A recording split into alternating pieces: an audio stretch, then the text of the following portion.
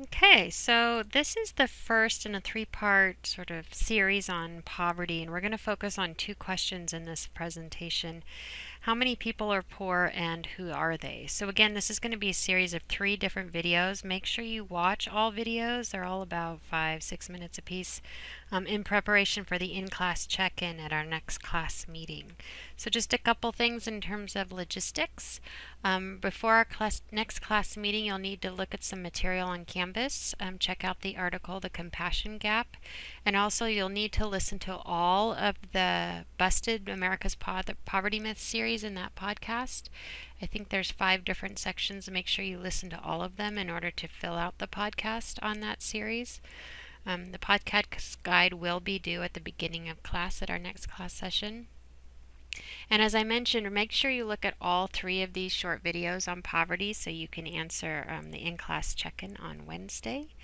In terms of extra credit, as I mentioned in class, we're looking for volunteers for an upcoming film series, Why Not Home? It's about home birth in the United States.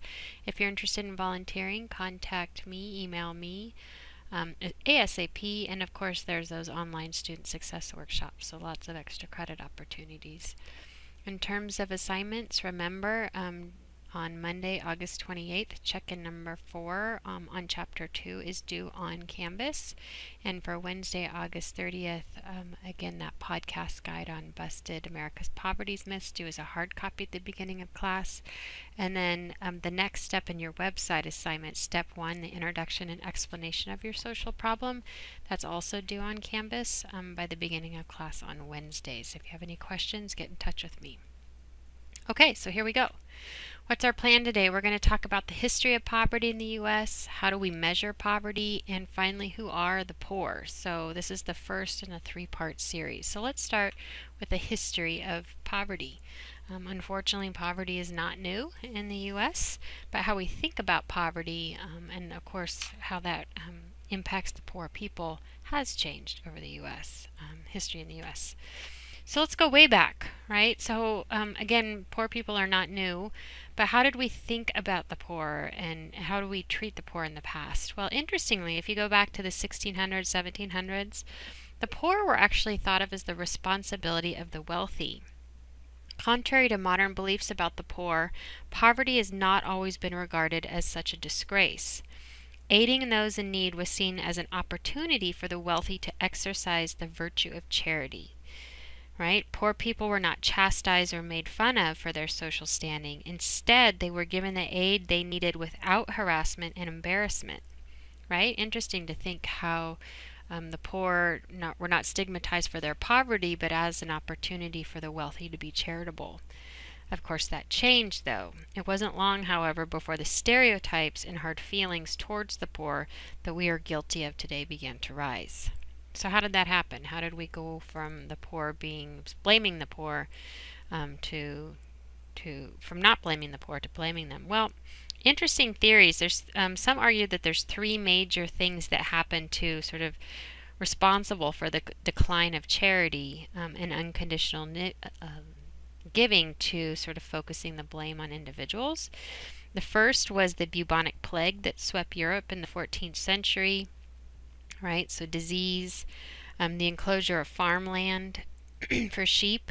So we went from sort of public land to now more private land, and the seizure of all church property.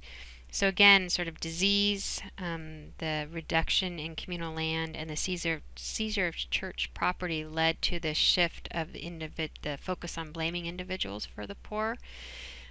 So this is where you start to get the development of sort of paupers and poorhouses. And over here we have a picture of a poorhouse, and these were pretty horrible places to live. And you get this shift away from the wealthy sharing and redistributing resources. But we had another shift, right? So we sort of started blaming the individual, and then actually, right around the 1960s is when we see a shift back to, wait a minute, maybe it's not poor people's fault they're poor, maybe it's a structural thing, right? And instead of wealthy individuals supporting the poor, there was a more shift towards government responsibility in addressing the poor and poverty. And this really comes out in the 1960s. So let's watch a short video talking about this shift towards poverty as more of a government problem, and specifically President Johnson's call for the war on poverty. Privileges of citizenship, regardless of race. And they are going to have those privileges of citizenship regardless of race.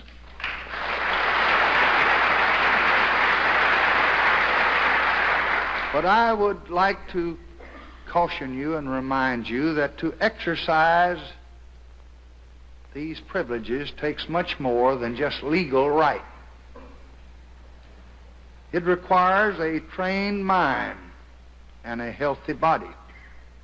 It requires a decent home and the chance to find a job and the opportunity to escape from the clutches of poverty. Of course, people cannot contribute to the nation if they are never taught to read or write, if their bodies are stunted from hunger, if their sickness goes untended, if their life is spent in hopeless poverty, just drawing a welfare check. So we want to open the gates to opportunity. But we're also going to give all our people, black and white, the help that they need to walk through those gates. My first job after college was as a teacher in Cotulla, Texas, in a small Mexican-American school. Few of them could speak English, and I couldn't speak much Spanish. My students were poor, and they often came to class without breakfast, hungry. And they knew, even in their youth, the pain of prejudice. They never seemed to know why people disliked them, but they knew it was so, because I saw it in their eyes. I often walked home late in the afternoon after the classes were finished, wishing there was more that I could do. But all I knew was to teach them the little that I knew, hoping that it might help them against the hardships that lay ahead. And somehow you never forget what poverty and hatred can do when you see its scars on the hopeful face of a young child. I never thought then, in 1928, that I would be standing here in 1965. It never even occurred to me in my fondest dreams that I might have the chance to help the sons and daughters of those students and to help people like them all over this country. But now I do have that chance. And I'll let you in on a secret. I mean to use it.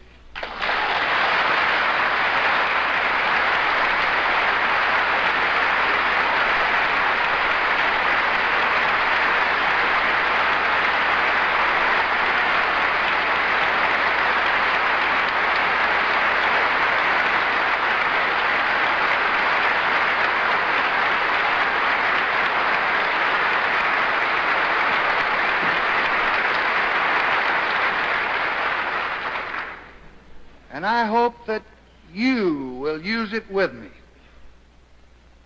But I came down here to ask you to share this task with me and to share it with the people that we both work for.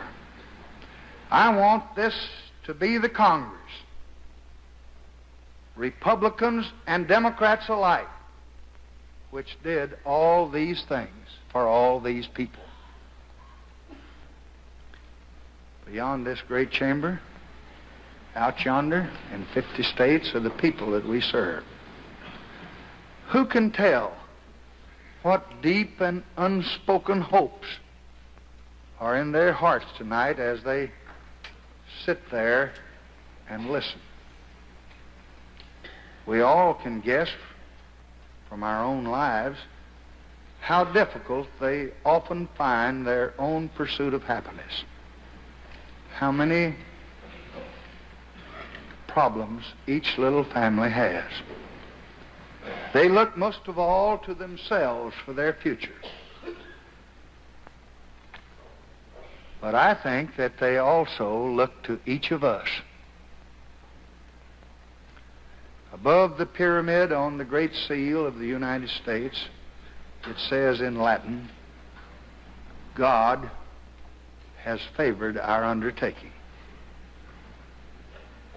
God will not favor everything that we do. It is rather our duty to divine His will. But I cannot help believing that He truly understands and that He really favors the undertaking that we begin here tonight. Okay, so this is essentially what Johnson's doing here, is really declaring this war on poverty. And you'll notice he's shifting poverty as an individual phenomenon to sort of a social phenomenon, and thus really to truly address poverty, it's not about blaming the individual, but how can the government restructure institutions to help people out of poverty. So what happened with this war on poverty, you had a lot of sort of structural changes, right? You had sort of government getting in, creating programs, supporting programs to help people get out of poverty. So you had the Economic Opportunity Act. This led to Project Head Start, Job Corps, Vista. You had the Elementary and Secondary Educational Act, and this was really about equalizing access to educational opportunities. This is when they developed Social Security. They developed the federal food stamp program, right? So you have a lot of government intervention here. And you'll see, if you look at poverty rates, 1959 to 2010, right after the 1960s, you see this pretty dramatic decrease in poverty rates, right? So there's really strong evidence that what was going on, this war on poverty, was working, right? It was very successful across all racial ethnic groups.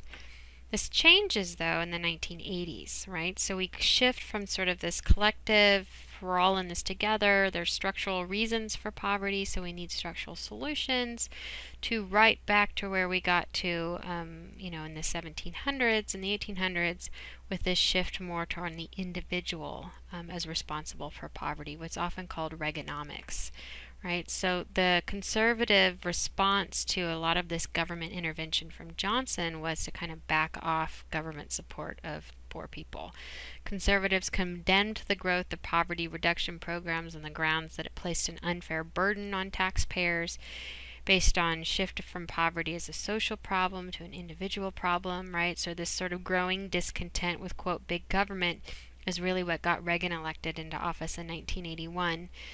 And what happened with that, we see a lot of the reduction or outright elimination, a lot of those poverty reduction programs under Johnson, right? So we see the elimination of cash benefits through AFDC. AFDC was the largest social program, aid to families with dependent children, right? So you see this pretty dramatic increase in cash benefits under Johnson, and then a pretty dramatic decrease in cash benefits under Reagan. Right, a general reduction of benefits, cuts to food stamps programs, the abolishment of government jobs programs at both the state, local, and nonprofit level, right? So pretty dramatic slashing of budgets. Okay, so go ahead and stop this video, and in part 2, we're going to look at how do we actually measure poverty.